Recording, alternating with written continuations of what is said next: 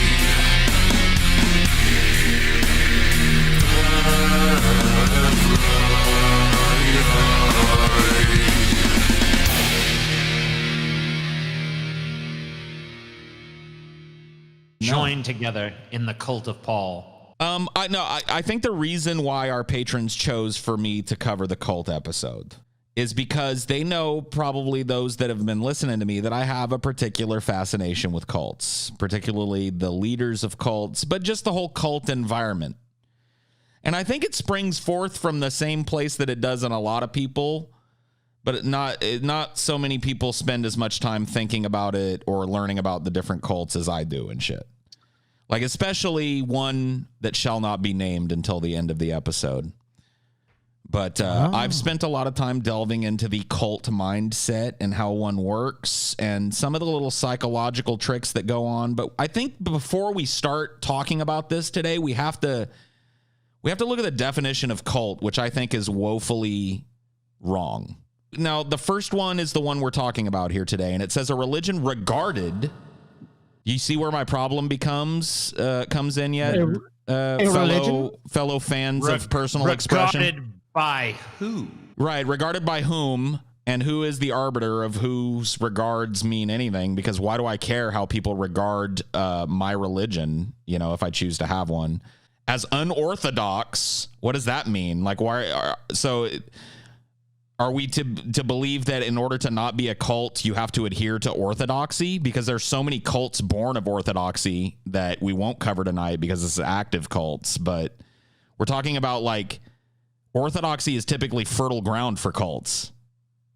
Of course. So this is like the worst. This is Merriam-Webster's definition of what a cult is, and I think it's bullshit.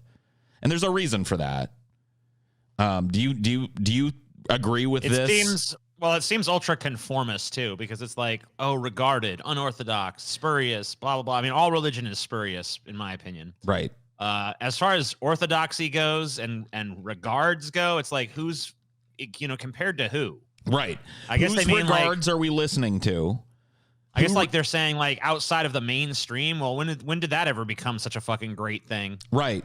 Now, I don't mean to protect some of the things that cults do, but I think that this is a really woe-begotten wide definition that allows this word to be applied to pretty much anything when it's not. I have a different definition for cult, and it's not set in stone or anything, but this is how I've always thought of cults. Groups of people, usually but not always, with a religious tinge that exist to exploit their flock or lie to their flock for personal gain or personal gratification. It's a long semicolon filled fucking sentence, but it shows you how hard it is to come to a consensus on this is a cult and this isn't. Because by my definition, Catholicism is a cult. Protestant Christianity is a cult. I mean, I genuinely believe that those are self-enriching organizations that exist to funnel money to political causes and to the people that run them. I think most people, especially coming from atheist backgrounds like we do, I've always kind of viewed cults as this one, and religion as one and the same. There's not really much of a different. We don't really differentiate that much between those two. And the reason, the major, I would say the major difference is that one is accepted widely by the public as normal, like, oh, Catholicism, Islam, mainstream religions have that social acceptance. Whereas cults are like usually like, oh, that's a cult. That's a bunch of crazy people. They believe crazy things. But you're right. It could just be something taken from orthodoxy that they interpret way more harshly. Like, Jehovah's Witnesses, like, don't celebrate a birthday. Don't get a blood transfusion. Like, that's cultish behavior. Right. And if so many mainstream religions practice very cult-like behavior, but within society, it's accepted because there's enough people, essentially. There's enough of a base to make that normalized enough where people can understand. Yeah, I mean, I don't know. When I was a kid, I always just thought my definition of cult functionally, for my basic understanding when I was a kid, and it really hasn't changed much since, is just like a cult is just a religion that's small. It's just a small religion that only has a few adherents. Well, what if it has more than a few adherents, but it still abuses those adherents and beyond just telling them lies at the pulpit? You know what I mean? Like, right. And which you could say is abuse in its own form, which is, Scotty touched on the point, I think, beautifully, is like, I think that this definition, number one here on Merriam-Webster's website, is very like Judeo-Christian worldview centric, because it assumes that there's an orthodoxy, and I think that the presumed orthodoxy is Judeo-Christian in nature, and that pretty much anything outside of what is considered by question mark to be unorthodox or normal, spurious. It's just a tough thing. How would you define a cult? You were in the midst of saying how you thought of a cult as a kid, but what would, if you were able to rewrite this definition, what would it be? I don't know. I would just say that beyond a certain point, I really just kind of think it is a matter of size. Because, like if you're a small group of people, like Jesus and his fucking disciples back in the day, if they existed, were a cult. That would have been a cult by anybody's definition. Well, not too long before the time of Jesus, cults were a completely normal part of religion. You have to remember, like in a polytheistic, they still are. Right. Well, the cult of Jupiter. Right. Yeah. Polytheistic pagan worshippers all had the cult of whatever, the cult of Mercury, the cult of Isis, the cult of Jupiter, the cult of Mars, the cult, they all had their little minor god worship cults that some people were very devoted to and other people just kind of passed in and out of. And the cult was not a pejorative, and now it's a pejorative. But I think that it's a useful word. It can be more than just a pejorative, but I don't really know how best to define it. Here's the thing. I think that the word cult gets thrown around by mainstream religious people to make them feel like what's happening with this small group of people is something entirely very different than what happens with them and their much bigger group of people. That's true. I think that they use the word cult to kind of, put a buffer between them and those people. Like, oh, well, we have a religion, we have faith, they have a cult. Right. Oh, there's just totally different. Delegitimizing them and legitimizing themselves at the same time. It's basically a way of delegitimizing a smaller religion. Sure. Now, in my opinion, all these religions are bullshit. All of them are fucking cults. Ultimately. Like they're all cults and they're all religions. Of course, it's bullshit. Yeah. The ones that we're going to learn about tonight are particularly bullshit because, well, at least most of them are openly and nakedly and obviously abusive of their members. Right. Which maybe should be, that's my consideration of a cult. I used to think of Scientology as a religion before I started looking into it. And then when I looked into it, not to blow the two-parter episode, but I guess now that I've mentioned religion. You've that already shall- mentioned that which shall not be named in the first 10 minutes or whatever. Exactly. So. We've already done an episode on L. Ron Hubbard, but there's going to be a companion episode for patrons only, by the way, to this one, because we're not going to cover Scientology. It's my favorite, not favorite. I don't like what they do to their people, but it's a pet subject of mine. It's something that I know a lot about, and I want to talk. I want to have a whole episode devoted to Scientology. So our patrons can look forward to that. But for everyone tonight, I want to kind of discuss some active cults.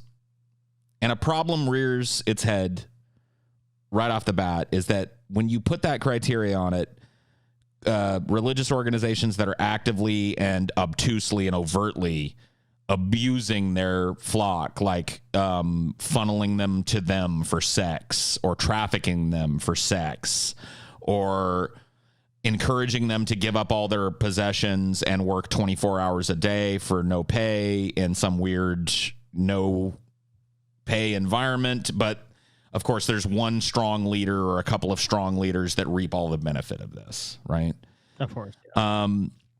So not a lot. Those types of organizations tend to be really quiet and underground until they blow up.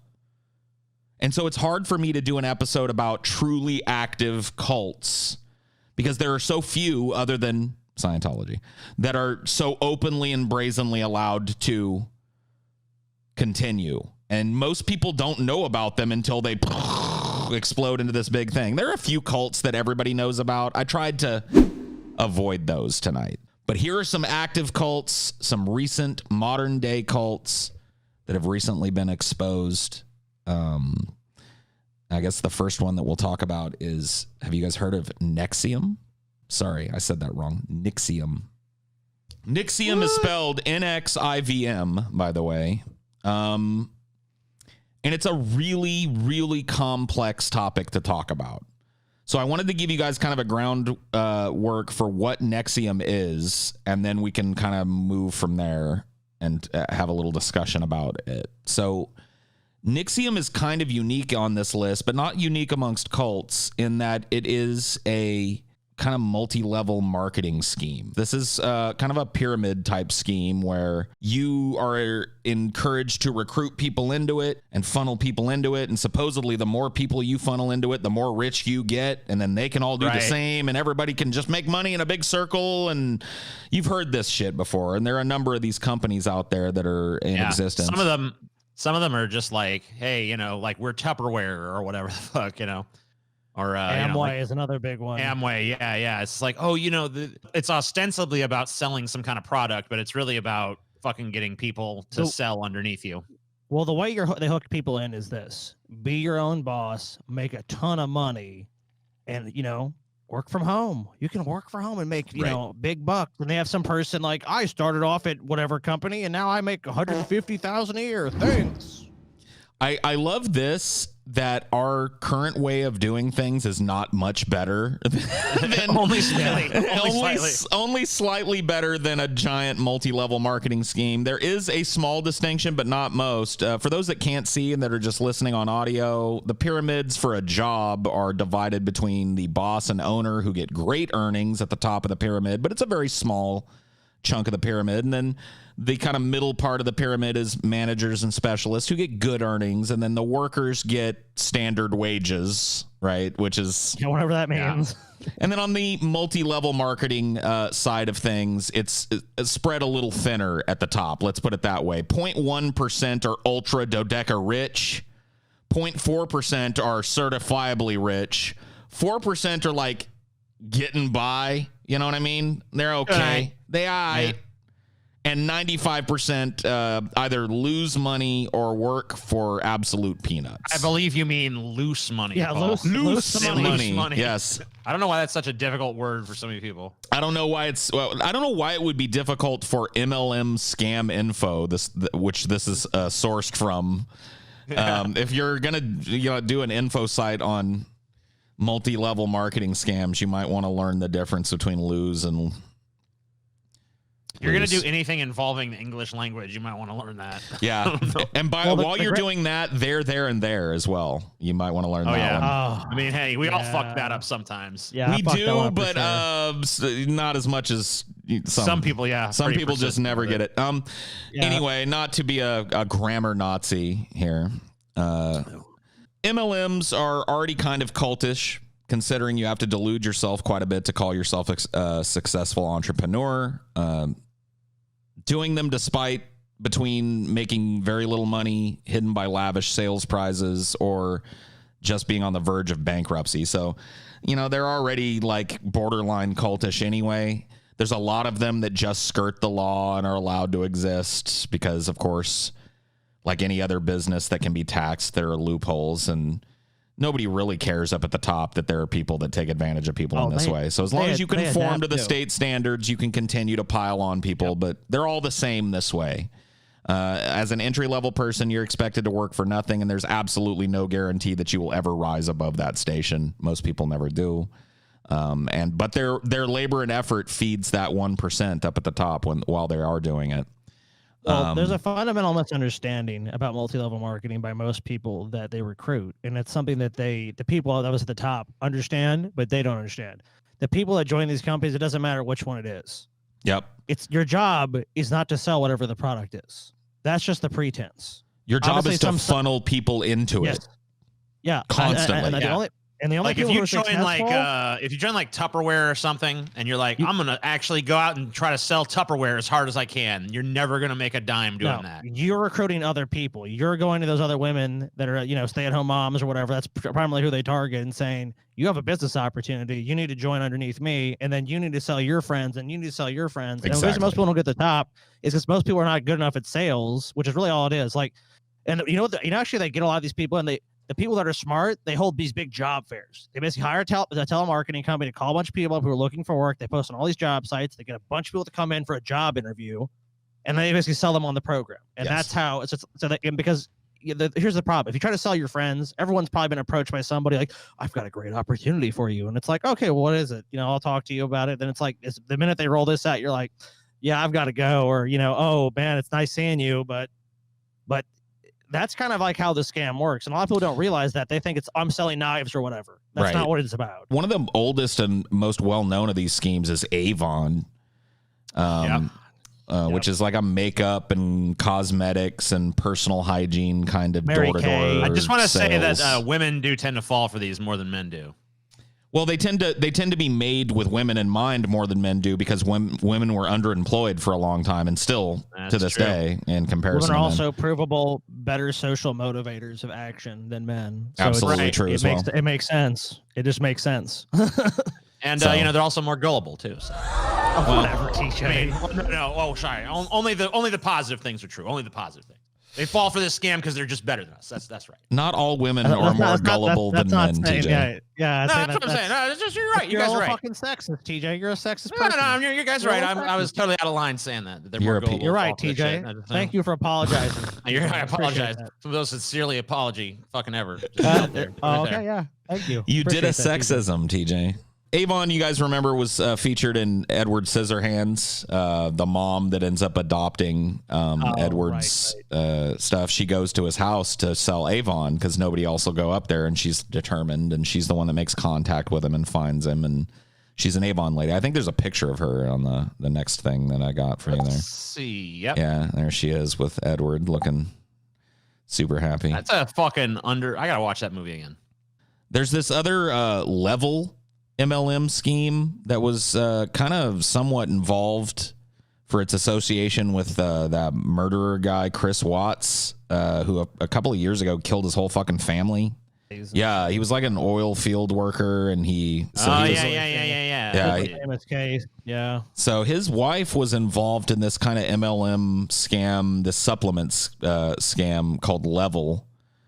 There's speculation that the killing maybe was possibly related in motive to the financial distress of debt to join Level, which is part of, how you get up the ladder on Level. You have to, kind of you have to put money in before you start making money, which is basically that's all of these, by the way. Spend it to make it. Right. And part of his defense, what little pitiful one that he did put up that nobody was going to believe, was that he was incapacitated by large amounts of caffeine and other stimulants from the Level dermal patches that you wear. He was trying that that old Twinkie defense. My Yeah. blood sugar went crazy. I didn't know what I was doing. I was going nuts with them level patches. So anyway, Nixium is indeed a multi-level marketing scam, but it's so much more. It was started by Bill Hicks, apparently. What the fuck is going on? Started by botched Bill Hicks clone Keith Raniere in 1998, back when Bill would have been around. So maybe he was going for the Bill Hicks look here. I don't know. This is a very old picture of Keith Raniere. He looks very different now, or in more modern times, as we'll see. But it was started by him in 1998 under the auspices of being an innocent multi-level marketing company. He had previous experience with similar ill-fated business ventures, so this wasn't his first go-round on this. Before founding Nixium, he created a MLM called Consumers Byline, a business venture that the New York Attorney General shut down, basically. They accused of having being a pyramid scheme, and it collapsed under that accusation, basically. Raniere signed a consent order in 1996 in which he denied any wrongdoing, but agreed to pay $40,000 fine and to be permanently banned from promoting, offering, or granting participation in a chain distribution scheme. So that's it. That's Nixium. Close the book on him, right? He can't ever do this again. They caught him back in 1998. Well, no, there's this little loophole we like to call religion and self-help and yoga. And so, by the way, I had to go to the Wayback Machine to get this because their website has since been taken down. This is an older version of it, but human evolution has clearly demonstrated tendencies that vacillate between awe-inspiring rises and cataclysmic falls. I've noticed that. As time has passed, our capacity to excel in either extreme has increased, even on the smallest levels. Each rise, each act of human excellence raises mankind to new heights. Each fall, each act of destruction is like a mindless regression. While many have sensed a need to break away from the primitive patterning that keeps us from a path of continuous progression, few have thought it possible. Nixium is that turning point, a remarkable development in scientific and psychodynamic understanding, education. Psychodynamic understanding. Oh, wow, yeah. And here's when you a hear word something like that. That's Seems legit. Seems totally legit. I need to like start keeping a little collection of like little words to use to sound fucking more legit. Psychodynamic understanding. Yes. They went to people that had a modicum of success, young lawyers that weren't on the charter yet, business people that had started their own business and were making an okay income, but not the top of the pyramid, but not anybody you would look at and go like, well, there's a person that just failed at life. Targeting motherfuckers that are trying to climb that corporate ladder. Exactly. Looking for that in life, Exactly. They called these seminars, they would sell people these seminars in batches. And the one that was really pushed the hardest was called a 5-day intensive, where you're expected to go and, attend this 5-day seminar that by the end of it is going to change your life. It's based on a supposedly developed technology that was developed by this Raniere guy we talked about earlier. Called rational inquiry. Sorry, I have trouble with this word. Rational inquiry. There you go. Rational inquiry. What is that?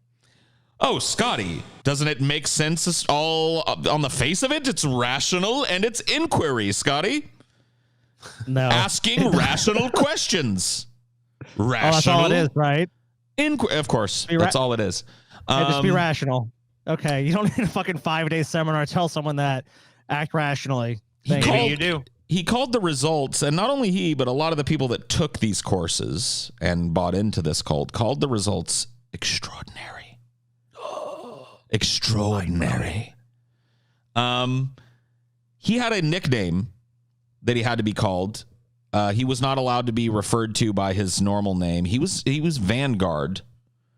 And the lady on the screen here that we're looking at, Nancy Salzman, who is like his second in command. I'm trying to remember what her name was. Fuck, I can't remember. She had a nickname too. It was like provost or something. It was some like educational title. It was. His name was Vanguard, and her name was something like Provost. Dude, let me tell you something. Like, we only do rational inquiry and psychodynamic understanding here that is going to elevate your spirit. You guys know the Climb the scene. ladder. You will make the money. Oh, You will sorry, achieve the success. Scotty, would you like to attend my 172-day course on how to achieve success? No. Okay. No, thank you. Wow. I was just say this, like, you guys know the scene in The Dark Knight where they got that fucking Hong Kong businessman. The Joker comes in like, I know a squealer. Like, I know a scammer when I see one. And she looks like a total and utter fucking scammer. Like, it's not even like, to me, having covered so many scams on this show, and I know you guys have been through all this shit too and seen all this shit. It's like, she just looks like she's completely full of shit. So, but I mean, at the same time, when you have something that people want, which is these people are like, they're these middle management types. These people like, you can get to the next level, and someone's like selling you this path. Like, look, the reason that you don't know is that I have the knowledge. I have this technology. I got the system.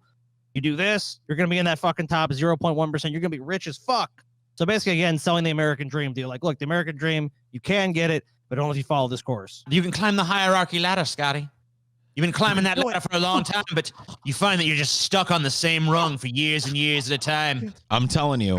You need that fucking extra zest. That's what you need. Psychodynamic understanding to reach the next rung of the ladder. We're going to break you out of that funk. We're going to break you out of the prison that your mind has been trapped in for so long. So all you have to do is give us all your money. Rather than trying to manufacture the shoe drop, I want to ask you guys to guess. What's underneath this? What is this really? What? This scheme, as I've given it to you, it's like this management course scheme where if you work your way up it, you can teach the management courses, and if you work your way up that, you can start your own chapter and blah blah blah blah blah. It's basically what is it hiding? What's the skeleton in this thing's closet beyond the economic exploitation of people who have expendable income? See, I thought that was it. I just thought that was going to be like you get in and then they just drain all your money. No, then I wouldn't have covered it. He mentioned a technology. I would think it's like advancing some like this guy, whatever this guy's crazy worldview is, which I like. Obviously, this rational inquiry, and he's talking about creating a technology, which he clearly didn't. So beyond the economic exploitation, I would guess it would be something along the lines of that. Like he has some way of like viewing reality that makes him like have some advantage, and if you buy into that, then you continuously have to buy into it further and further. This course is basically the introductory course. I would guess is a way to test and see if you're a good fit for it, and then to try to sell you more and more as he goes on and give you deeper and deeper, kind of like a Scientology thing. These are both very good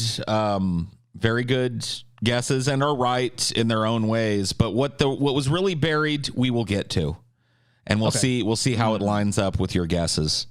I wanted to talk a little bit more about Nancy there. So she met Keith Rainier. This is him, by the way, a more modern picture of him, a little less schlubby than he was in that first picture back in '98. He's de-schlubbified a little bit. Yeah, but Nancy Salzman described herself as president of Nexium Corporation and executive success programs.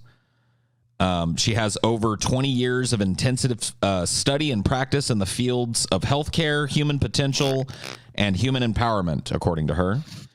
Yeah, empowerment, huh? Yeah, I don't know about you, but human potential and human empowerment sound like a... I have years of experience expanding my consciousness, guys. I've like 15 years of experience. Wow. So far, I have the same thing that she has. They're pretty vague. That's pretty vague. That's awesome. Pretty vague, but that another claim is that she personally worked with over 300 coaches and 30 regional executives in the United States and in Mexico, and that she's one of the top trainers in human potential in the world. Wow. So she built herself pretty fucking high. And look, dude, when you rattle that off, and let me just say, there is a documentary, by the way, that HBO made recently about this cult that you can watch if it interests you beyond our episode tonight, and if you want to see them in action. And looking at her in this picture, you may wonder, like, how did she ever snow people into something? But she's actually a really super charismatic person. And the cult itself is way more complex than I think I can even give it credit for here. The psychological techniques that are used are typical of what people call a high control group. Have you guys ever heard that term used in like when you're talking about I've like heard it used in passing, but I would not be able to define it for you. I don't even think I've ever heard the phrase used before. So in order to understand kind of what happened with the NXIVM cult, you kind of have to understand the idea that is behind a high control group. And unfortunately, it's kind of a new idea. There's no real agreed upon definition of a high control group, like specifically. Florida-based board-certified psychiatrist Sean Paul, in general, he says it's a family, relationship, or social group in which the members are strongly influenced by the suggestions of the group leader or of the group as a whole. That's not necessarily an abusive type of structure. A lot of businesses are structured in that way, but you can see how that can be ripe for abuse. Right. And exploitation, of course. And exploitation of people, right? If not put under some restraint. Most cults probably fit this definition. Like, there's not too many decentralized authority cults that I've ever heard of. It's always some kind of charismatic leader at the top, right? A lot of small to medium-sized businesses fit this. I mean, they're relentlessly self-promoting to their own people constantly, and there are people having them evangelize and recruit, and you know what I mean? This type of like central focus on everything, all truth flows forth from one or two sources is pretty typical of cults, but it's also pretty typical of a lot of businesses and a lot of smaller religions. So, but what made this a cult in my mind is what it was all set up for. So does taking a look at Keith Raniere here give you an idea maybe about what this might have been tinged towards now that you got a clearer look at him in modern times? Okay, so I'm supposed to figure this out based on looking I'm just at him? asking. You know? Okay. It's So let me clear look at him. it's clear that they have a very specific look for a reason. Like they're addressing like the people that they're trying to target. I mean, he you looks can like a tell what she fucking he looks like he could be like a CEO or something of like some kind of company. I don't know. I mean, he looks kind of like a business guy. Business professional of some kind. Yeah. If you said Yeah. he owned a company or he was a lawyer or he was an accountant or something. Almost like he a would look little bit of a Steve Jobs vibe, I guess. I don't know. He certainly presented himself that way. So he presented himself as kind of this philosopher. And what he used was psychological techniques that psychiatrists and psychologists have known about for years, really perversions of Freudian psychotherapy, where it's very much like Scientology in that you would talk to one other person. They called this EMing, emotion management, or EMing. Now, so other cults call it different things, but it's very similar to Scientology in that in EMing, you sit down and somebody as a trained professional asks you questions about your past or a phobia that you have and asks you to recall a memory that's associated with that phobia. And at the end of it, you get what the Scientologists call a win. In this cult, it's just it's a development cycle. Like it's a professional development. It's like you feel good at the end of it because it's something about yourself you've never shared. And maybe in some cases, talking about it openly and having it challenged frees you from it. So like if you have a phobia of heights and then you're challenged in the right way about it and you find that the next time that you're out, the heights don't bother you as much, that would feel very personally real to you. And that's really what was at the core of drawing people into this. Underneath all of the business guru shit was this one-on-one kind of intensive programming of people's brains to ultimately believe everything that Keith and Nancy were saying, but to believe that they were unlocking their potential by buying more of these courses and by recruiting more people into these courses. And as you did that, you got to move up in status within NXIVM. Here's a name that you might recognize if you go to the next picture. Allison Mack. She was in Smallville. Don't remember. She was Chloe Sullivan in Smallville, and she was I don't think I've ever watched that show. I don't know. I do remember it being very popular. So she was a popular actress, but not super popular. A lot of it due to the fact that NXIVM picked her up, and that became her life. But she was actually the primary recruiter for NXIVM. She gained followers. Oh, go ahead. I was just wondering. I don't know if you know specifically how she was recruited into it or whatever. She was approached. Oh, you know what? Sorry, I didn't mean to interrupt. I think I fucking just remembered something that kind of heads some of this shit off at the pass. Yeah, maybe so. Because I kind of remember hearing that this bitch got involved in some kind of crazy sex cult. So is there like going to be some sex shit? Okay. So that is what it is. She was recruiting sex slaves. That's what it was. Yes. Yeah, remember that. Sex cult. Yeah. The idea of this was to convince men and women to participate and use very rudimentary psychological techniques to make them feel better about fears in their past and unlock their potential. It's like the whole self-help guru shit. Yeah. But it was all a front to funnel sex slaves to Keith. Wow.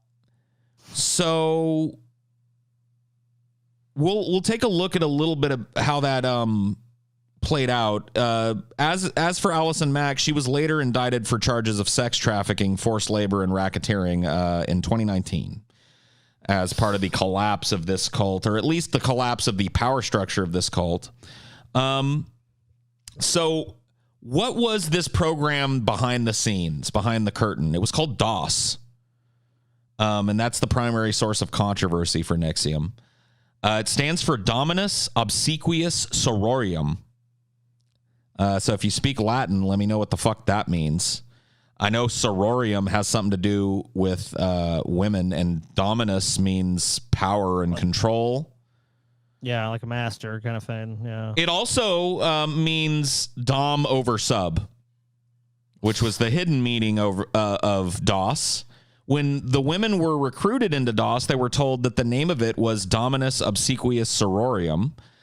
And they were told that it was a group of women within NXIVM that had created, with the blessing of Keith, this sorority of just women who understood just women's issues.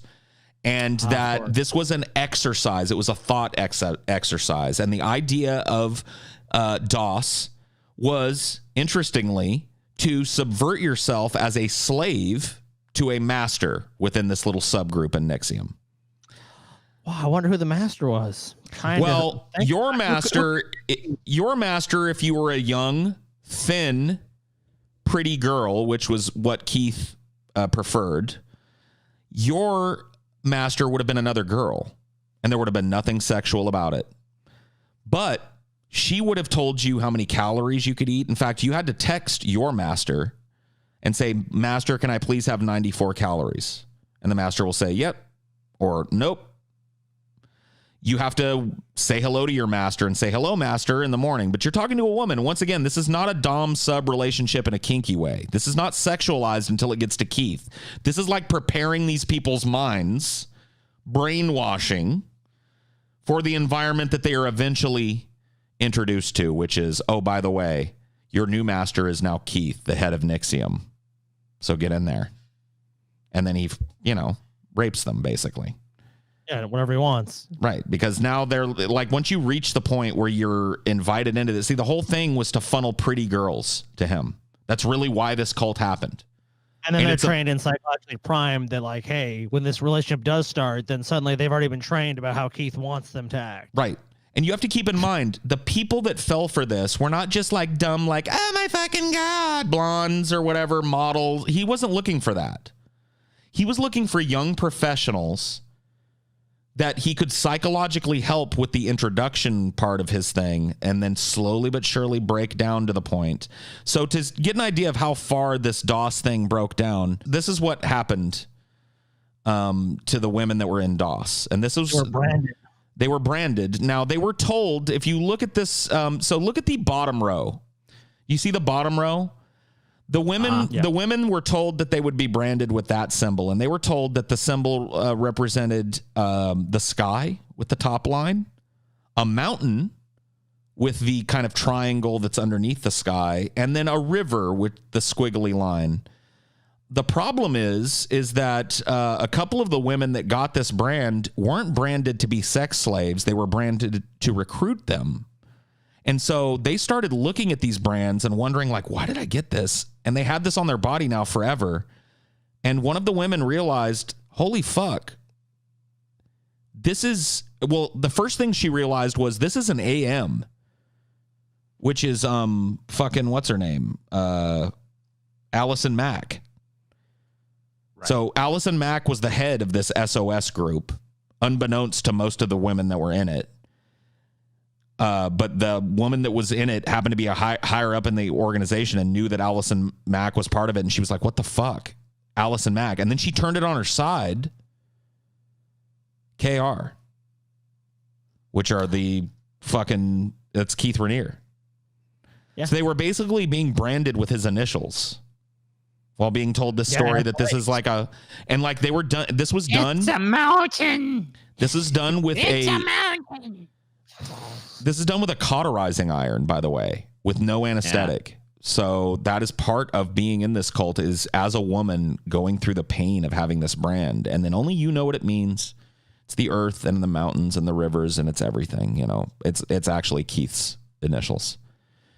Mm. And I want to stress to you, if you watch this documentary that HBO, it's called The Vow, by the way, if anybody's interested. The people that were pulled into this are not dupes, as I would normally classify them. And it required a lot of people that really believed in what was going on to make this cover a possibility. And for him to get to the point where he could basically select from all the pretty girls around him. Like, there was a lot of people that believed in this. And to call them dupes, I think, is reducing your ability to be duped by the right kind of fucking... Now, maybe some people are immune to it, but I'm telling you, the right kind of fucking personality meets you and employs the right kind of psychological technique. Everybody's only human. You're not some trained counter spy, counter intel person. A lot of these people just ran across this at a weird time in their life, genuinely had parts of it help them, and devoted a lot of their time to working up through the structure of it because they genuinely believed they were freeing people from a lot of phobias and unlocking their potential, and had no fucking clue that the whole reason for it was so that this dude could just select from the women that he wanted to rape and rape them and prepare them to accept that. Really, with these, there's three kinds of people. There's the first person that looks at this and goes, this is horse shit. I want nothing to do with it. Right. There's the second person that likes it and buys into it and believes in it. The third person that likes it, buys into it and goes, this is a scam, but I want to be part of the scam. Right. And that's basically your three primary sort of agents you have with these sort of companies, is the people that get in and they go, oh, wait, there's a lot of money to be made. Oh, there's a lot of this to be made, or whatever they want to get out of it. They'll try to get that out of it. So that's really what you have with these things. And like, of course, what we're talking about, yeah, man, there's Keith, but then he needs a couple people he trusts underneath him. But it's like, make sure you're running these people how I want them to be run. Where it's where the real structure of the business is actually presented to people. Because obviously, like, he's doing the thing that a lot of leaders do. When you don't want to lead, obviously, I'm behind you. I'm actually the lowest of the low. Right. And that's very much how he kept himself very segregated from people. And anytime he interacted directly with NXIVM members, there was always some other auspice. It was always like a volleyball game or something. That was his big thing. He would get together for this volleyball game with NXIVM members pretty much every day for years, or not every day, every week for years. And people would show up, and they weren't really there to play volleyball. They would, but they were there to hear him and be near him. And it was at those places where he did a lot of his recruiting. This is the trailer teaser for the HBO documentary that I'm talking about, which has tons and tons of archival footage, because one of the people that got out of this cult was a documentarian that had gotten into it. Do you remember the documentary called What the Fuck Do We Know? Yeah.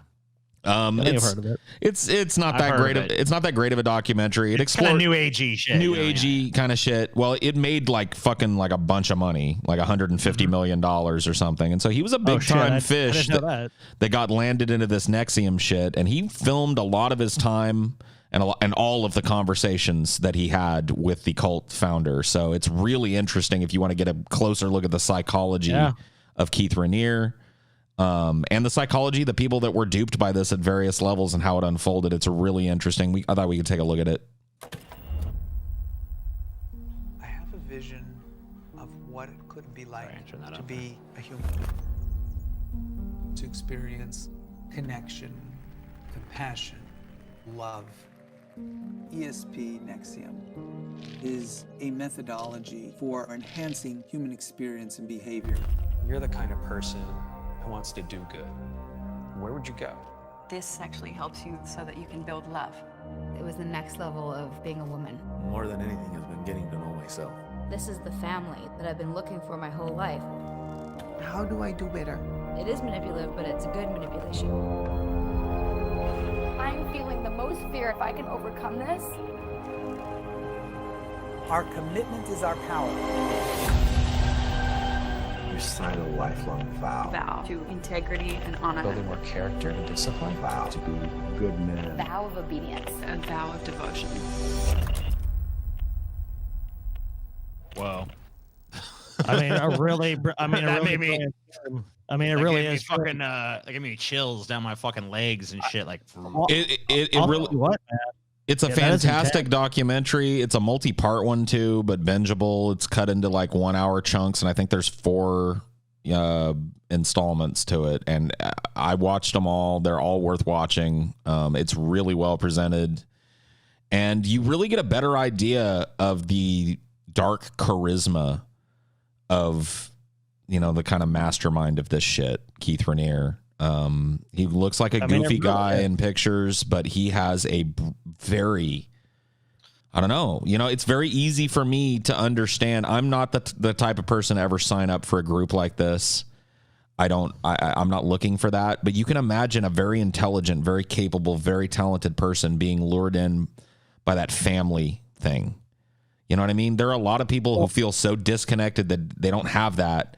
Their family sucked. They feel apart from their families in some way, and they find this other family, and that seems all good. It's good that these people came together. They found friends, but the background, what it was all funneling towards, was one dude's desire to have an endless crop of young, thin women to rape. Yeah. Yeah. I mean, like, what's unique about these messages from these types of people is that we noticed in that trailer that I'm looking for family. I'm looking for this. It's like, people would hear that message and they would feel, and what gaps would be filled in with them is what they truly were missing in their lives. Like, and that's why his message is so powerful, because it targets so many of those people. And you saw people like holding hands, like, we're having these seminars, having this group, like, you're getting this connection, you're getting this strong human connection in an age where we know people are increasingly, they feel like lonely. Well, it's pretty fucking simple when you really think about it. Like, I mean, you can talk about the complex psychology of it, but at the end of the day, really what this is a big box with a fucking stick, and then sitting in the box is, the fucking thing you want most.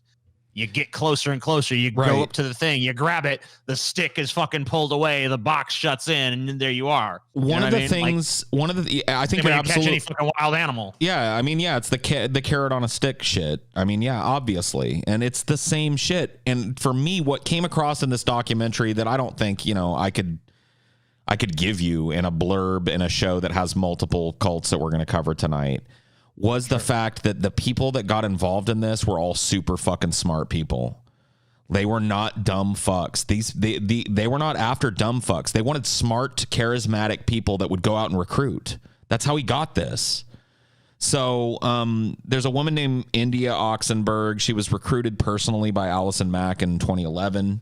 She claims that during her 7-year membership in DOS, Keith Raniere raped and branded her with his initials. As she describes, it was a trap and a ploy for Keith to enslave women to his own sexual desire. The relationship took a different turn and became sexual when I was commanded to do what he called a seduction assignment. India was also reported that she had to do cruel exercises in the snow to meet arbitrary weight requirements for him. Her story was covered in the documentary that we're talking about, The Vow. Beginning in July 2020, at least 6 Nexium loyalists were organizing dance protests outside of the detention center in which Raniere is currently housed.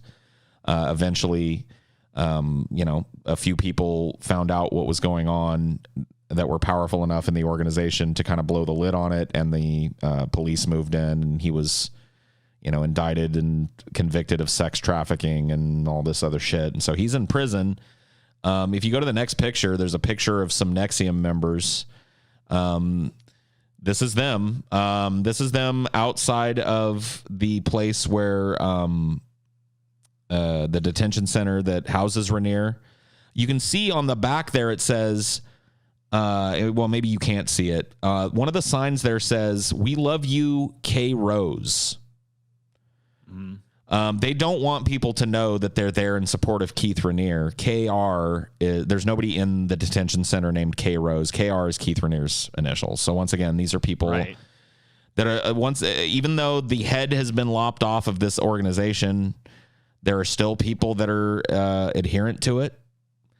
And that's why I think it fits the term active cult. Now, maybe in a few years, once these people kind of die off, it'll die off. Maybe Keith Rainier will kind of go underground after this and it'll die off. But as it stands, this happened very, very recently. This documentary that I'm talking about is almost brand new. So this story... If you weren't selected to be one of these women and you just went through the whole course, like you're some dude that, you know, they don't give a fuck about you in that way, and you just have this really positive benefit, you're like, you know what? They just framed this great leader who I've this loving respect for, who helped me so much in my life. So of course, I mean, people are just gonna be so brainwashed by it that never had any of the negative effects, or at least they don't perceive to be any negative impacts on their life. And obviously, when they perceive it to be a positive impact, you'll have idiots like this doing a dance protest for his freedom, which, you know, we all know he was... K. Rose. No, this is for K. Rose. Everybody loves K. Rose. Not Keith Rainier. How much time What's the point of doing a protest you know? at 120 years? You got 120 years? There's a vigorous legal challenge ongoing trying to get Keith Rainier out that has, to this point, been completely and utterly toothless. Their arguments for Rainier's release were prosecutorial misconduct at first. Then it was concern for the 59-year-old leader getting COVID-19. There was a final desperate plea directly from Rainier for a presidential pardon from Donald Trump, but he was not one of the people who Donald decided to pardon, probably wisely. So that didn't pan out for him. He probably had the money. He was probably able to free up the funds to get Donald Trump whatever he was charging for a pardon. Because I know, like, dude, the list, and it's the same for every fucking president, by the way. Every president has this, like, pardon-a-palooza at the end where, I mean, you guys heard it straight from your fucking dad, approached by the Clinton organization and like, hey, for $2 million, we get you out of jail or whatever the fuck it was. Or $500,000. Was it $500,000 they were asking for? Yeah, $500,000. See? So it's all with a game. Inflation, you know, with inflation now it's $2 million. But you know, I guess you can be reprehensible enough to where even Donald Trump will go like, this guy's money. I don't want this fucking guy's money. This is the guy that raped a bunch of girls. No. He can stay in there. Probably smart. Probably smart on his part. If he could just take the money and do it by proxy, he probably still would. But it probably had more to do with the fact that NXIVM as a cult targeted rich and famous people, and they had a dossier on Roger Stone. Oh yeah, you can't do that. Oh shit, they were fucked, dude. So there's that. Should have been huge Trump supporters. Then you know. So sorry, Keith. But you picked the wrong pony there. So yeah, as far as this NXIVM stuff goes, other than reiterating my recommendation to people to go watch the longer and much more in-depth HBO documentary about it, if it tickles your fancy, I hope it disabused you of the idea of the kind of dumbass cult member that just bumpkins their way into things, because that really doesn't exist, not in the modern age, and not how, you know, I hear it conceptualized and have sometimes conceptualized it myself. You know, I oftentimes think like only dipshits get thrown. Well, there's numerous ways which people end up in cults, as we'll see. So the story of the Elon School, or Elon, almost reads like a Stephen King novel. It's first set up in the small town of Portland, Maine. That's definitely a Stephen King novel right there. It was outwardly a boarding school for troubled teens.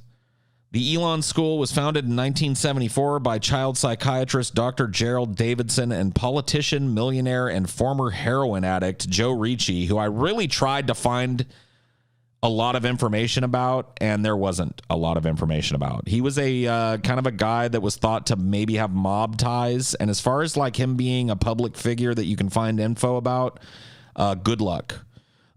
There's some court cases that they were never able to pin anything on him. By the way, I will tell you that the Elon School, while it's no longer in operation, nobody ever went to jail for it. Not a single person was jailed or indicted for what we're going to talk about here in a few minutes. So that makes that I snuck it in on that premise. Not necessarily actively a cult, but it never stopped. So the people that did this may be doing it again somewhere else in a different part of the country. Who the fuck knows? Welcome to the Zeelan School.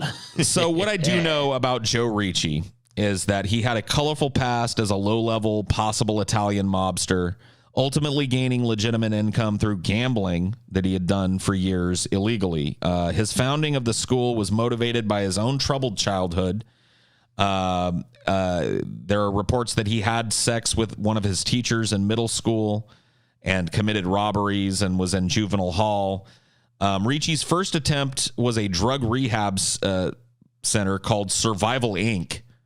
Good name for a drug rehab. Not a bad name. Wish I would have thought of it. Which was successful in the 60s. And then when that kind of petered out because it was bullshit, he founded the Elon School.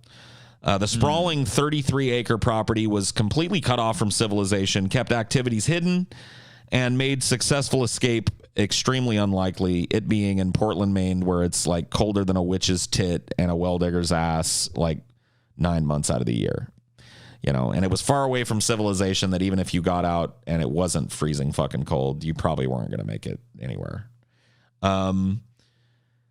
So it was viewed as a legitimate treatment center that had hundreds of kids referred to it over its almost 40 years of operation. However, the treatment was focused on the clearly advertised tenet of humiliation and as a therapeutic tool. So this was for kids that were oppositional defiant or kids that were just like, fuck you, mom, I ain't doing it. And it was sold to these parents who were at the end of their ropes as like, look, we break these kids down, man. We humiliate them until they don't have this fucking ego anymore. And then we build them back up to be normal fucking people. This reminds me a little bit of the, you ever seen the documentary Kidnapped for Christ? Yes. I have actually. Yeah. That's some heinous shit right there.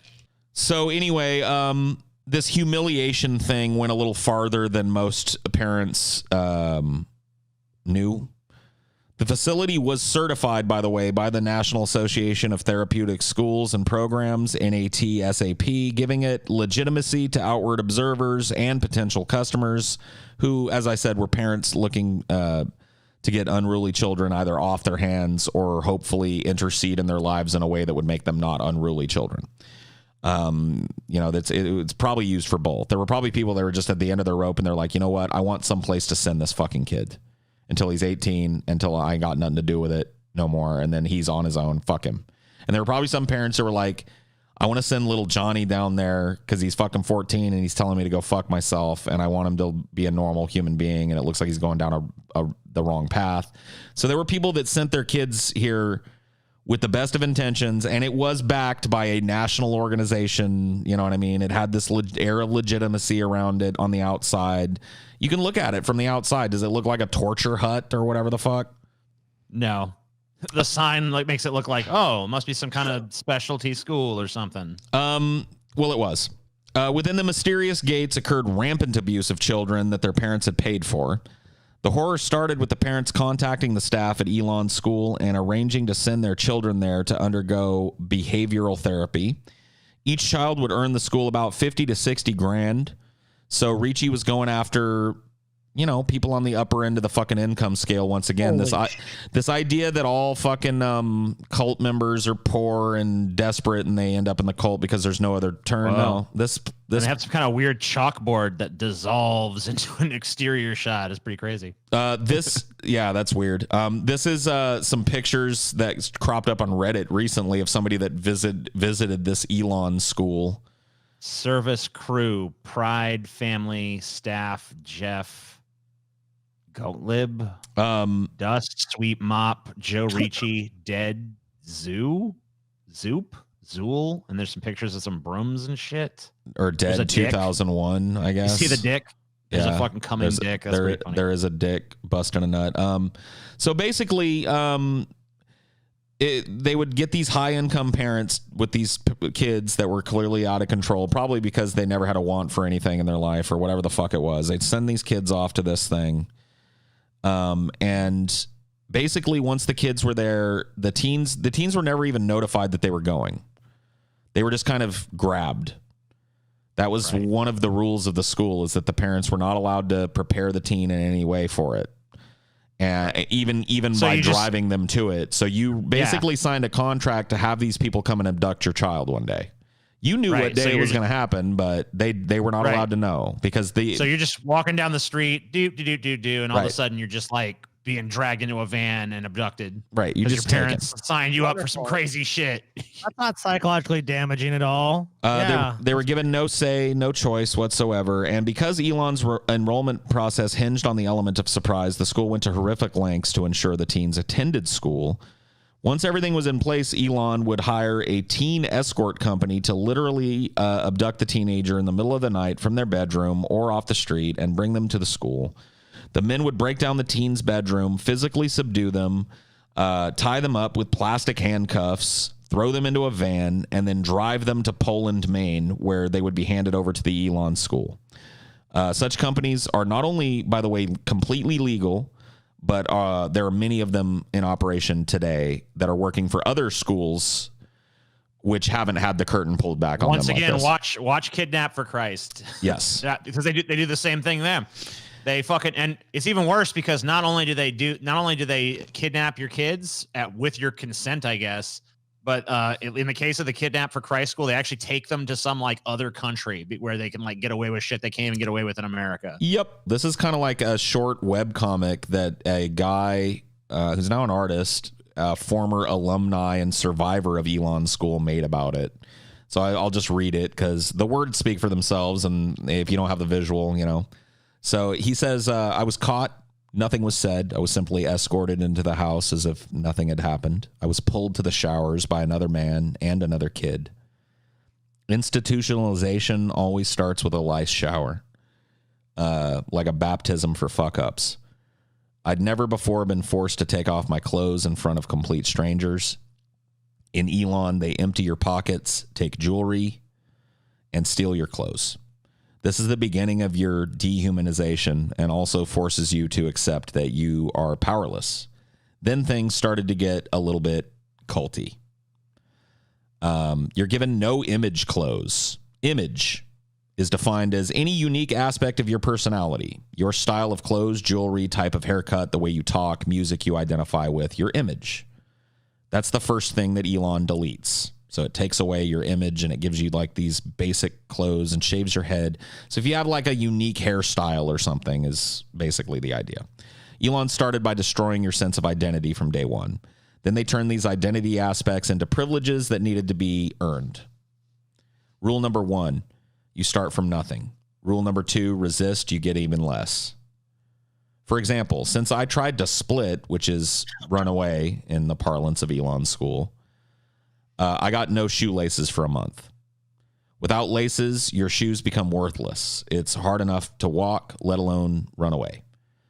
A split risk was specifically given a bright yellow shirt. This isn't just a signal to the other Elon residents. It also works well for the men in the woods.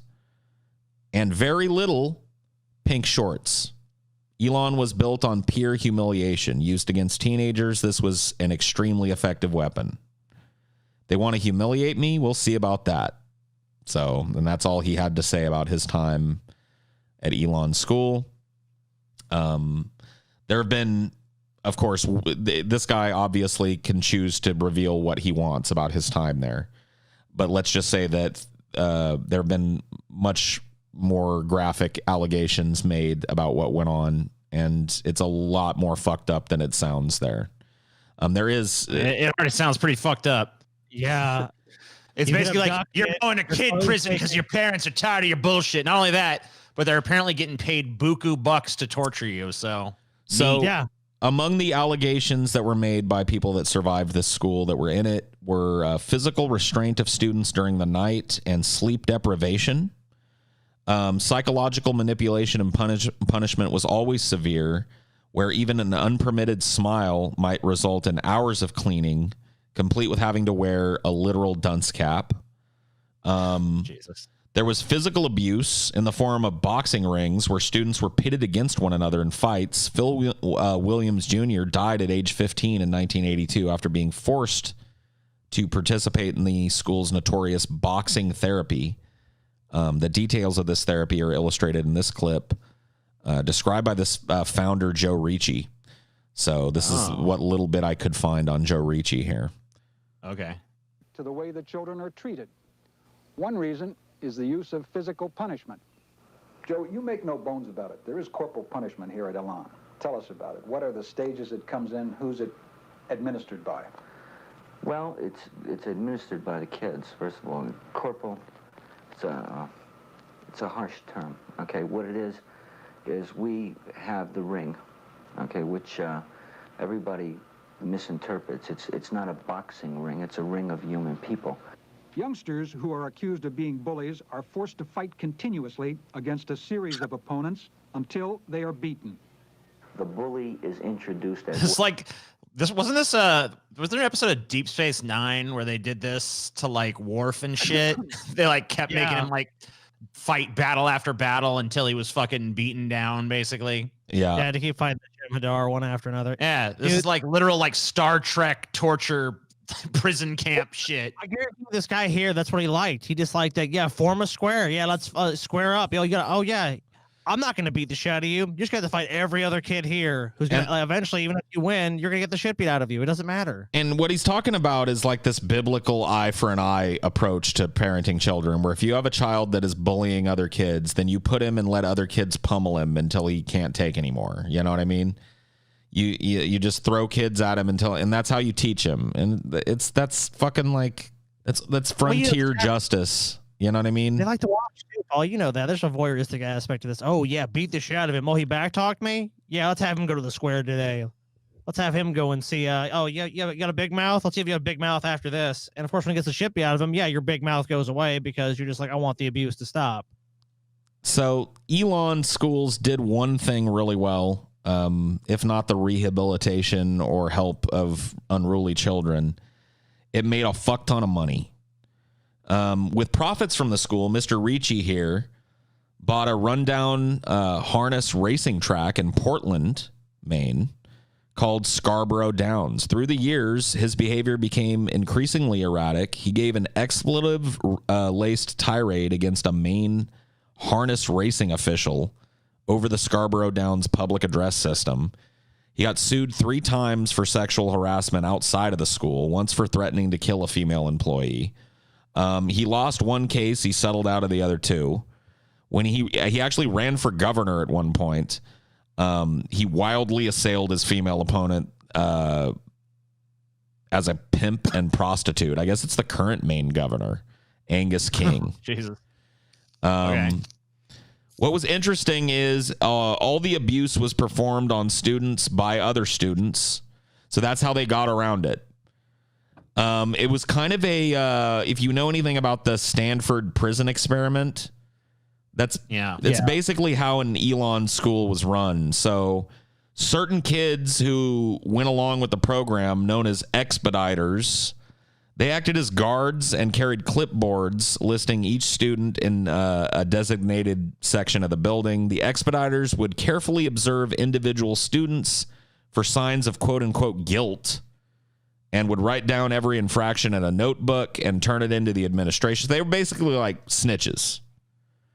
But the kids who fucking broke, the kids who instantly just went to like, oh, I see, I'm in this situation, I guess I better become a collaborator. And then they just they became part of. They're like, okay, if I can't beat this system, so I might as well just join it. So kids were also classified into 2 categories: strengths and non-strengths. Strengths had full privileges within the school. You know, whatever, you could live by the rules and get your food on time. And non-strengths weren't even allowed to speak to other members of the class. So created an underclass within it, and then put the inmates in charge of the asylum, basically, and sat back and that was the therapy that the kids got, was an insane, weird Lord of the Flies torture prison with this big fat Italian mobster at the head of it, going like, "Here, make him fight another one." You know what I mean? Captain Ray LaFrance with the Androscoggin County Sheriff Department since 1977. He remembers Elon officials calling the police to report missing kids only as a last resort. What they were notoriously good at doing was they would send out posses, said LaFrance. I remember back in the 70s, early 80s, I'd be out on patrol at night. All of a sudden, I would see these vans driving around, and I'd stop them and say, "What's going on?" And they'd literally have like maybe 12 teenagers, and they'd be scouring the countryside looking for the person that ran away. That officer later admitted to directing a runaway student to a truck stop instead of a school because they looked scared to death to return. And the officer had later heard other disturbing stories. So they would send other kids out in a posse to round up anybody that escaped from the school. And, Wow. and apparently the kids were really fucking good at it, because very rarely did they ever have to report a kid missing. Well, think about it. Who's gonna think like a teenager? That fucking sweaty Italian dude, he ain't fucking going on looking for those damn kids. Right. And if it means more privileges, if it means more privileges for you personally, you're going to hunt that motherfucker like a bloodhound. Oh, Like- yeah. Like, you know, you're going to get a 12-pack of Coke or whatever it is. Bring him back. You know, yeah, some little incentive that's nothing to us. That's Right. like, oh, my God, we're going to get this. Well, like we said, it's the same thing with the other, you know, cults and multi-level marketing things. You have people that buy into it, which is basically the kids, the strengths. They just bought in. Like Tita says, they arrive there. This is how it's going to be. You want these privileges. You want to be able to talk and have food and blah, blah, blah. Then you go along with it. Okay, I'm down. Then you have the other people that go, fuck that, which you're forced to be mute. That, for most people, that's torturous to not say anything. And then it's like, okay, now I'm going to split. I'm going to run away. And then I have a posse of these people that I'm sure when they catch you, it's not just like, we caught you, let's walk back. That's probably another beating. That's probably another thing where you get humiliated. Oh yeah, of course. Once you're caught, you're brought back and basically thrown into the their version of the hole. You know, which was you were stripped of all privilege, stripped naked, thrown in a bear cell, fed gruel, you know, and for an indeterminate amount of time. So solitary, basically. Matt Hoffman ran away in 1975. He's one of the people that survived this place. He spent 2 years at Elan and has been active in bringing the school's practices to light. He said he was 16 at the time. During his attempt, he spent 3 days in the woods before being grabbed by other residents. He even remembers a baseball bat being given to another resident with the instructions, if he even gives you a hint that he's going to run away, you beat him to death on the spot. And he says, I truly believed that they would could beat me to death at any time they wanted to. With his testimony and the testimony of others, the school was forced to shutter its doors by 2011. Once again, not a single person, including Joe Ricci, was ever prosecuted for this. None of the teachers, because there had to be adults around. Obviously, there had to be people enforcing the rules on the little enforcers. So not a single person that had anything to do with Elon schools to date has been prosecuted or served any jail time for it. The Elon school is a representative of a cult in many ways. It was much like the cults of Aum Shinrikyo and Heaven's Gate. It sought to erase the past lives of its students. That was a big part of what this school pushed, was that that old you is dead. And if you ever come out of this school alive, what comes out the other end is going to be a new fucking man. And if it's not, you're just going to die here. That's basically what the kids were told. So they were not only encouraged, but forced to basically slay their own sense of individuality, their own sense of style and importance, and their own ideas about who and what they were and what they wanted. And it was built up brick by brick by the people that ran this facility after they successfully did this through repeated beatings and tortures and humiliations and sleep deprivations and who knows what the fuck else. So each new initiate was assigned a big brother, which was an older student who would act as sort of a guide.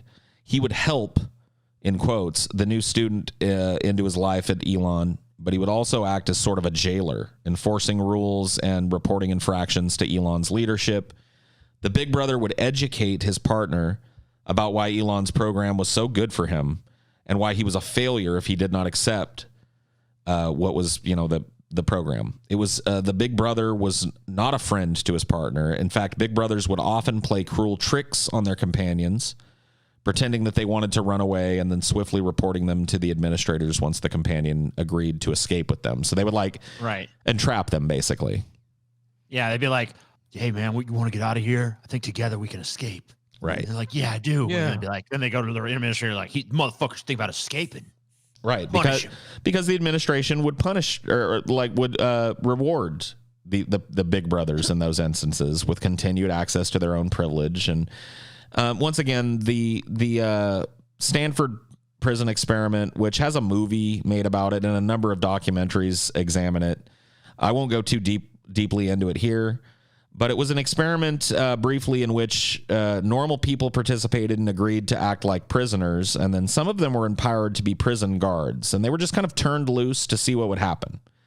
If any of them would walk out, at what point they would start acting like prisoners. This was a psychological experiment that pretty much went horribly wrong. Surprise, surprise, the normal people that took part in the experiment that were empowered as jailers almost immediately became sadistic and started to be increasingly abusive to the people who were given the other class, the other designation of prisoner. And the same thing happened in Elon schools. You can't really blame these kids for it because here are some grown-ass, normal-ass adults from off the street that did the same shit. So you can't really say the cruel kids rose to the top or whatever. No, these designations of Big Brother were often arbitrary. They were designated upon a student because they knew that the student would do this. They would be abusive if given the opportunity, because if they're oppressed constantly and then you give them the opportunity, now it's your job to oppress another. And because of that, I love how this is in so many ways a fucking microcosm of society in general. It's like, how do we control people? How do we control people? I know, we'll split them into an overclass and underclass, and then we'll just get the overclass to oppress the underclass for us, and then we'll just kind of stand by and be like, oh yeah, here's your little cracker or whatever the fuck. Like, oh yeah, thank you, master. Fuck you, slave pig. You know what I mean? It's right. And you got your Joe Ricci's, your Jeff Bezos of the world going, yeah, it's great, whatever. Yeah, you guys run the asylum. From crumbs, you little pieces of shit. I mean, I quote him a lot, and I'll do it again here. The entire planet is the fucking Stanford prison experiment. Give me a fucking break. You're right. Derek Jensen describes the interaction of somebody being kicked out of their house by the sheriff. He says, what if you stop paying your rent? The obvious answer is, well, then I get kicked out. Well, who kicks you out? The sheriff. Well, how does that happen? Yeah. The sheriff shows up, and he tells me to get out of your house. What if you say, no, this is my house. All my things are here. I can't leave. This is where I live. I'm not leaving. Well, then he pulls his gun out. And then the sadistic experiment begins. And then you're piped. If you don't go along with what the officer's saying, you're arrested. You're put in a horrible place for a while. All your shit is thrown in the street or thrown in a dumpster. And you come back to nothing. That's our entire society for 99% of people is predicated on that. That's true for me. Yep. That's true for you. That's true for people on the bottom rung. So TJ is absolutely right. But when put in microcosm, it becomes really obvious what a sadistic flow of power exists in this country and how on the surface it is in normal people and how easy it is to get people to go along with something that is clearly wrong. So it happened in the case of these kids, and it happened in the case of this Stanford prison experiment. Unfortunately, for the kids, it wasn't an experiment that could have the plug pulled on it when it really started to get bad. It just stayed bad. So much like what we saw in the infamous Stanford prison experiment, the Big Brothers often took sadistic pleasure out of using their superiority against lesser students. They also assigned students as SPs, or support persons, to watch people 24/7 if they disobeyed and were resigned to the corner being the hole. This ultimately served Joe Ricci's desire to exert power over his subjects, and he gave plenty of ammunition for punishment with a litany of arbitrary rules, including talking too quietly, too loudly, without authorization, too much or not enough. These are all things that could get you busted. easy to fucking follow those simple guidelines. Seems simple. Reacting to insults, which were numerous in a confrontation therapy, slouching or yawning, all three of those could get you busted real bad. Well, I'm fucked. Making any I like to slouch and yawn. Making any sort of physical contact with anybody else that wasn't sanctioned. So you weren't even allowed to shake hands or put your arm around a buddy or whatever. It was like a prison. It was like no hands, no touching, stay in line. But of course, with this extra label of really having no oversight organization looking at them with any scrutiny, and the veneer of legitimacy that comes with being approved by a national organization that is supposed to overwatch these things. So this just went on in plain sight. The people that graduated from it, as you can imagine, were spit out the other end of it with nothing, and most of them just kind of quietly went on about their lives the best they could. Most bizarrely, Elon School was involved in one of their former students being charged with murder and eventually having the charges dismissed because his confession was coerced by Joe Ricci and the other students. Figure that one out. Okay, so basically the school killed somebody and then beat someone else into confessing, and then who done it? Me. Either that or there. So here's what happened, and you see the multitude of ways. Details, yeah. The cold murder case from 1975 of Martha Moxley was pinned on Michael Scale, a distant Kennedy relative, by the way. The school's director, Joseph Ricci, had told students that Scale was attending Elon because there was a girl murdered in his neighborhood and they think he done did it. In fact, Scale was enrolled there after a drunk driving incident 2 years after the murder. So he pinned this cold murder that happened on this other kid within the school and told all the other kids, like, oh, he was the one what killed this Martha Moxley chick. That's why he's here. After that, he said students attempted to elicit a confession from Scale as part of his treatment. This confession, elicited under duress in the residential treatment facility, was used during the trial and was only dismissed last year. Michael Scale was arrested on January 9th, 2000, initially charged with murder as a minor because he was 15 years old at the time of Martha's death. In February 2001, a judge ordered Scale to be tried as an adult, stating that the juvenile system wasn't equipped to punish a defendant who was nearly 40 years old.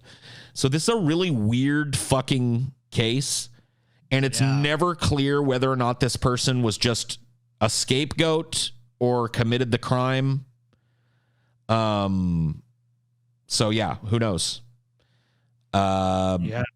Using the time period seems to be like a super long time period between the initial incident and then this trial being ordered. What, 2001? He said it occurred 2001. in 1970. It finally started in 2002. Prosecutors had no eyewitnesses to the crime, no evidence directly linking Scale to the murder. They built their case around circumstantial evidence, including Scale's purported statements to Elon classmates gathered under duress, his past erratic behavior, whatever that means, and his own words about being outside Moxley's window, which Hoffman had taped.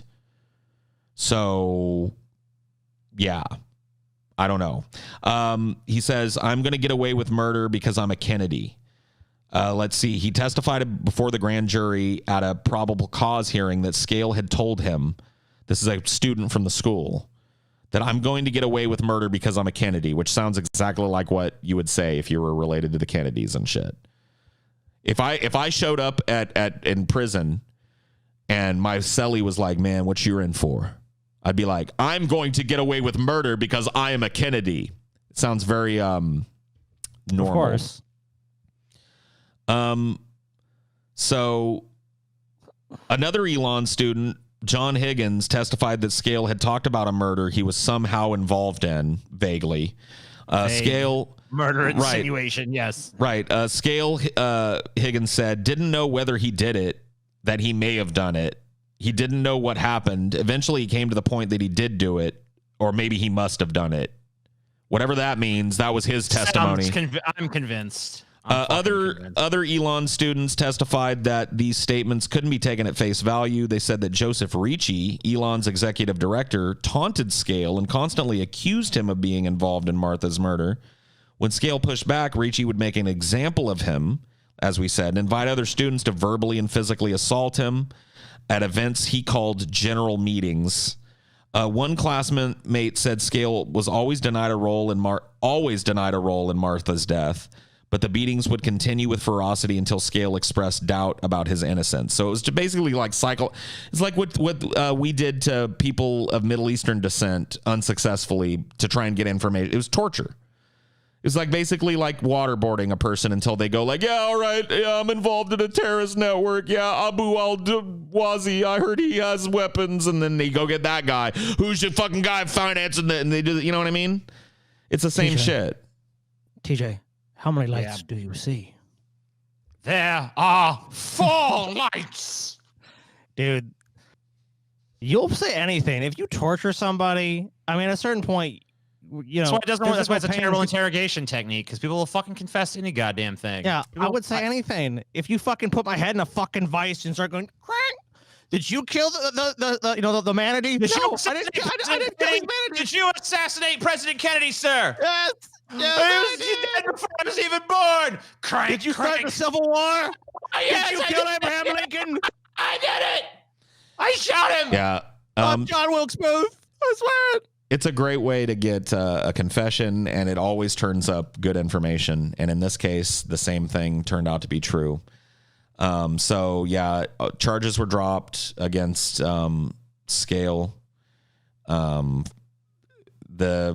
think it was kind of a black eye for the Justice Department, and that's why that read so weird in the kind of recap of what happened to Scale. Like they said, like, oh yeah, we can't try him for something that's all. That's why we're letting him go. That was their excuse for why this kid who was falsely accused of this crime was ever, even looked at as a suspect for it. Yeah. Oh, damn it. Scotty died. I think Scotty went and joined a fucking cult is what happened. Yeah, I don't know what happened. Maybe his fucking internet died or whatever. I don't know. We've had a hell of a time getting this episode done today. I don't know if you don't even know that. Yeah, you don't even know. Like, this episode has been postponed a bunch of times. Like, it was supposed to be done last week, and then it got kicked because something else came up. Yeah. And then now this week, like, we sat down to do it, but a bunch of other background shit came up. There was some drama shit, and then there was fucking Paul's power went off, and then he called his power company, and they were like, yeah, it's a scheduled outage. Like, what? We had some background drama shit go on, and then we're all finally like sitting here like ready to start, and then my power went out, and I called my power company, and it was some scheduled outage that was never scheduled with me. So that's scheduled outage. Like, what? Who the fuck does that? Yeah, God, I'm telling you, man, the heavens are aligned against this episode, but I shall make this episode. This dude really does look like a fucking gangster, you know? You know what I mean? Fucking Joe Ricci over there. A motherfucker, there's some fucking school for boys. He'll get rid of a body for you. He feeds them to the kids over there is what I hear. Who gives a fuck? You know what I'm saying? Better them than me. Joe Ricci. That's kind of how I ended this whole fucking thing about Elon, was to talk about how the fact that, like, yeah, it's one of these schools. It was closed down, but there are many of these schools operating today that use a lot of the same methods, or theoretically do. I mean, there are so many schools that aren't under the purview of anybody that's really watching them all too carefully. The Judge Rottenberg Center is one of these places. It's a similar institution to the Elon School. Started back in the 70s during the moral panic by parents. They use something called a graduated electronic decelerator to administer electronic shocks remotely in response to bad behavior. So like a shock collar for your child, basically. And they're still open, by the way. This is a school that's still operating in the United States. So go figure that. JRC staff, it says here, tied an autistic boy face down to a 4-point board and shocked him 31 times at whatever the highest setting on their little shocking thing was. And let's remember that the parents are paying for this stuff, right? Yes. This is all stuff that these parents fucking are like, yeah, that sounds good. I need my kids sent to one of these torture camps. Not only that, it's funded directly by those parents. The parents fund the existence of this school by paying an exorbitantly high fee to send their child. So once again, these are parents that have 50 grand or can get access to 50 grand. These are parents that fucking instead of using that money to like provide like a support network for their kids or to like help their kids out, they send them to fucking torture camp. Yeah. So as far as I'm concerned, like just Joe Ricci guy, yeah, he's a piece of shit and all that. But these parents that like look at what this is and send their kids to it, like fuck them. Some horrible goddamn people out there. So this other school that I was talking about, that Rottenberg Center, to give you an idea of what a racket this is, they make about $70 million annually putting shot collars on kids. Yeah, great. $220,000 a year tuition per resident at the Judge Rottenberg Center, and state grants, of course, because they are a legitimized organization. By the way, the Elon School took full advantage of state grants. Yeah, glad. Oh, so also, I love how all the dimensions keep getting at. Like, yeah. Oh no, it's also taxpayer funded as well. It's like, okay, so the racket is torture a bunch of kids, get their parents to pay for it, and then, as if that's not enough, also get supplemented by tax dollars. Yes. And I'm sure probably some kids were remanded to this shit by the courts too, right?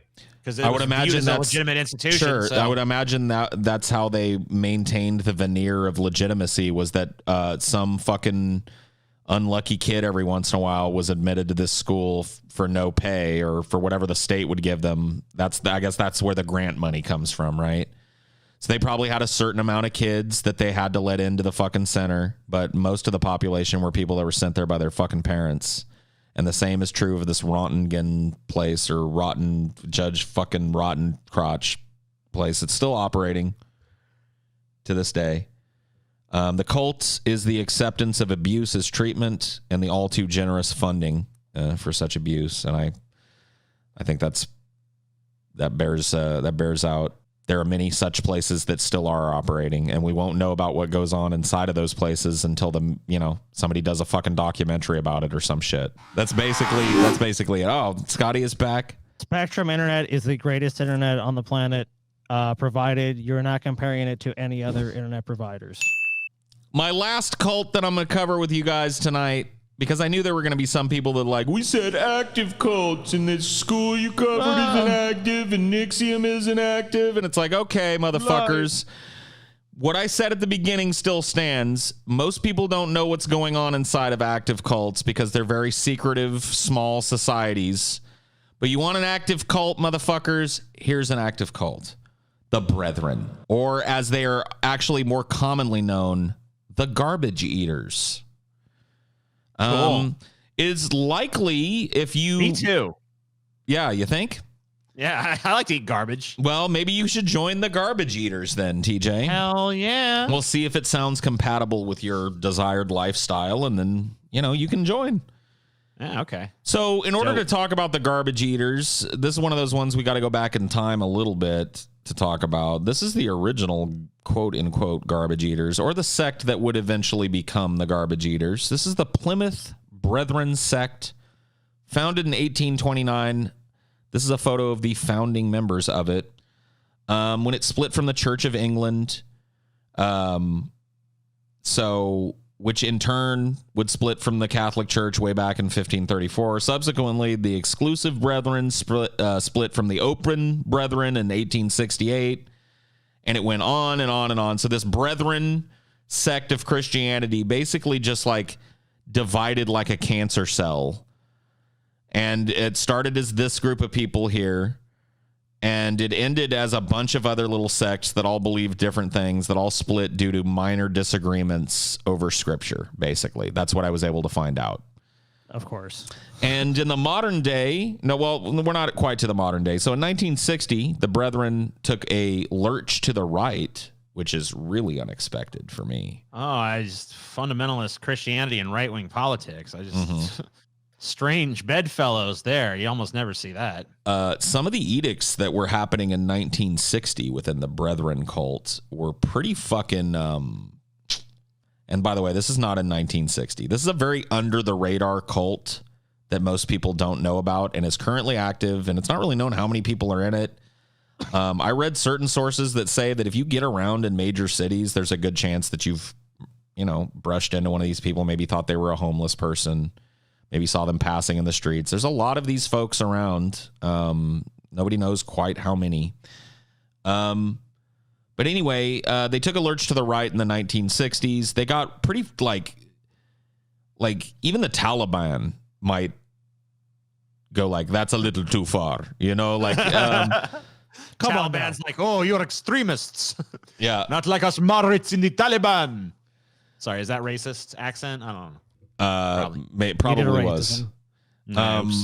The leader at the time, James Taylor Jr., was an alcoholic businessman from Brooklyn, New York, and he enforced the principle of separation. So under this doctrine, members were forbidden from socializing, eating, living, or fraternizing with non-members. This led to a period of cruel upheaval as followers of this sect scrambled to comply, and families were just basically ripped down the middle when this happened, causing another schism in the brethren. Here's a quote from a guy named Craig Hoyle, who was a child growing up in this cult. He says, as a child growing up in Invercargill, my grandma told me about how when the rule came in that sect members shouldn't have pets as they represented an emotional bond that could come between you and your God, she had to go down and drown her pet cat in the river. Okay. So, well, you know, it was interfering with her and God, you know? Yes. Because of its policy of separating itself from other Orthodox denominations, and because it prohibits radio, television, limits the use of computers, and discourages socializing with people outside of the movement. Members are directed to keep separate from the, quote, impurities of the world.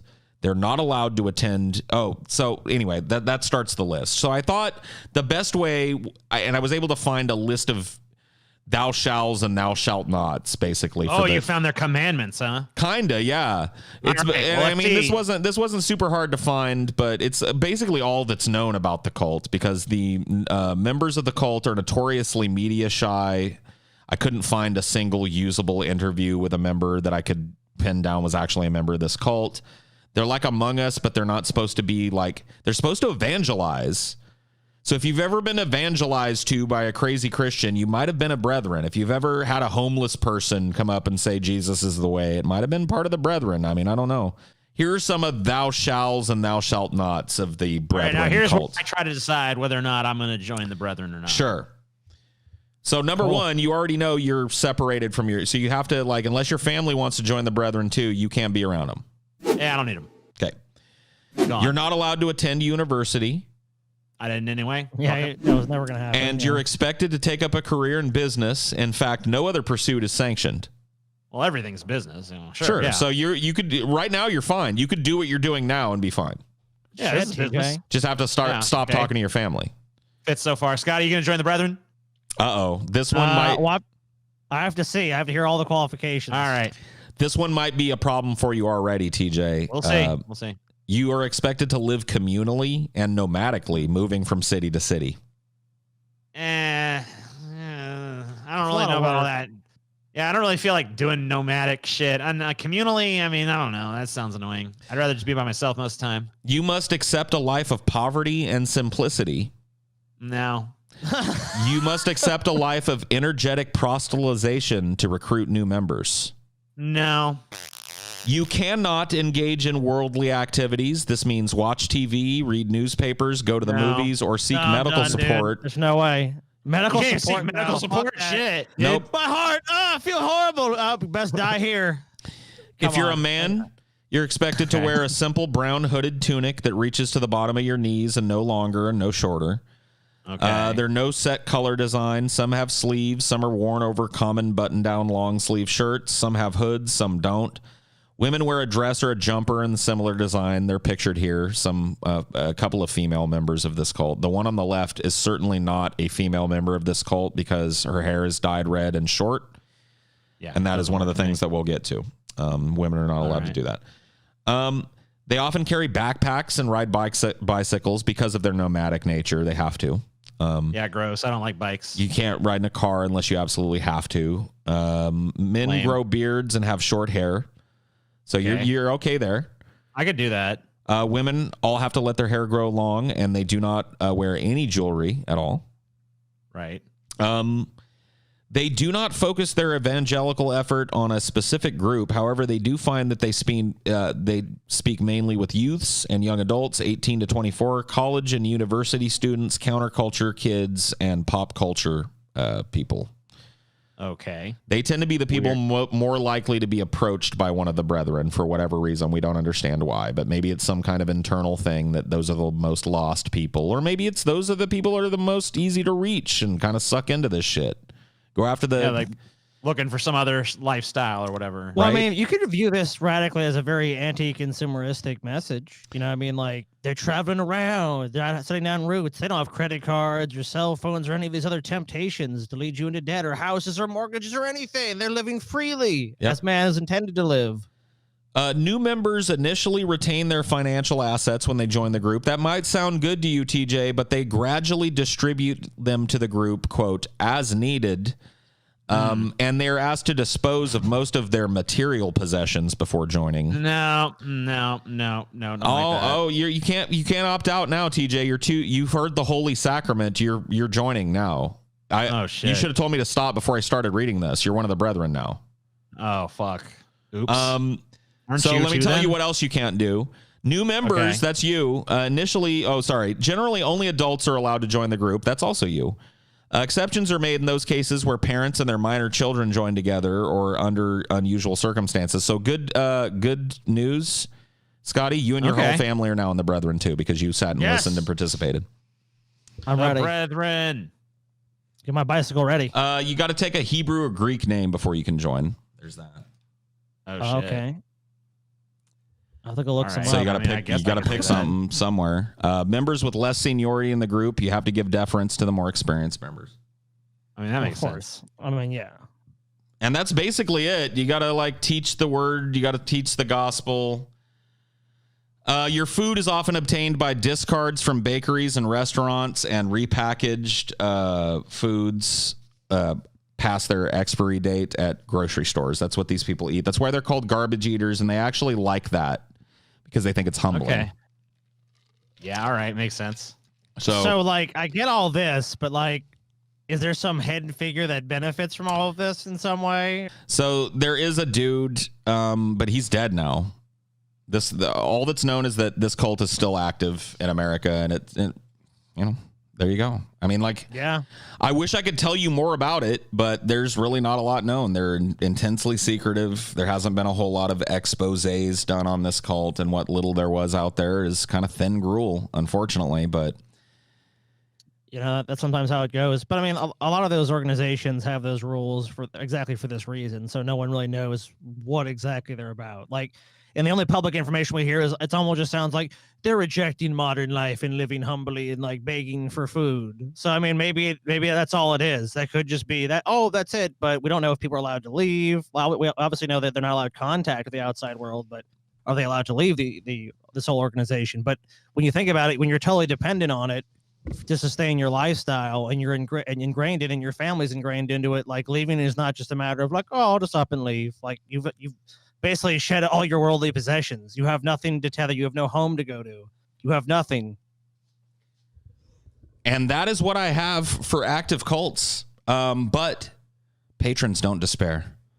There's one active cult that I skipped over tonight that will get a full treatment in an episode. Scientology. I want all Tom Cruise. We'll talk Tom Cruise. All the time. We'll talk Leia Remini. We'll talk half the cast of fucking The Simpsons. We'll talk it all. But tonight, I'm done. Boom.